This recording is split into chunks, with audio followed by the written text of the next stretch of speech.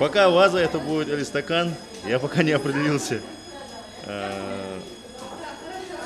Впечатления двоякие, потому что, с одной стороны, учишься чувствовать пальцами более детально, потому что глазами я не очень хорошо вижу, поэтому пытаюсь какую-то вот логическую форму придать.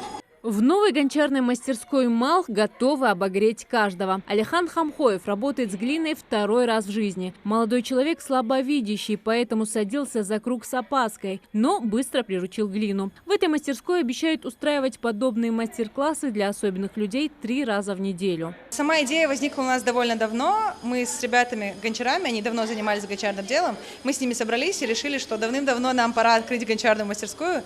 И мы хотели сделать ее именно инклюзивной. То есть мы хотели, чтобы для людей с ограниченными возможностями здоровья была возможность бесплатно самореализоваться именно в творчестве. На самом деле мастерская для всех людей, просто именно для людей с ОВЗ все мастер-классы бесплатные. И нам кажется, идея классная, и нам кажется, что у нас получится, иншаллах.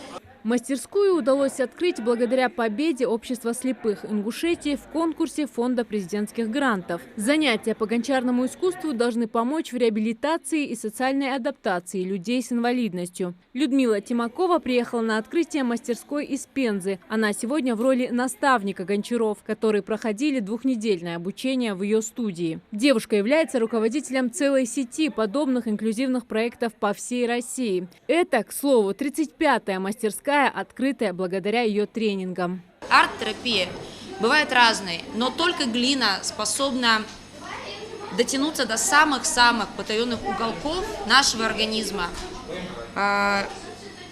Ребята, например, с аутизмом, они начинают по-другому вести себя.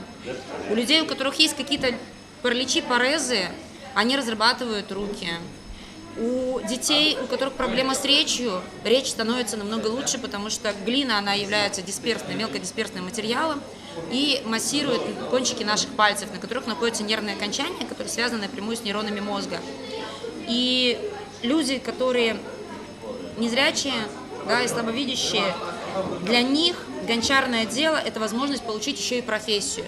Потому что все, что делается на круге, это не делается глазами, это делается руками, это делается сердцем.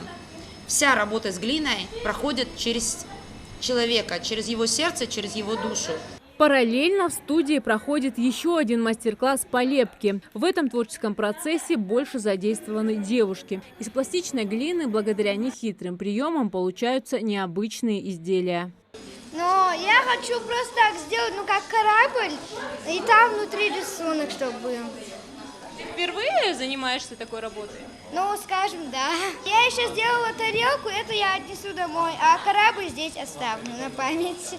В Ингушетии активно возрождаются народные ремесла, в их числе и гончарное дело. Возможно, благодаря этой студии много молодых людей с ограниченными возможностями здоровья и не только найдут себя в этом интересном направлении. Зарима Ивлоева, Адам Далаков, Новости 24.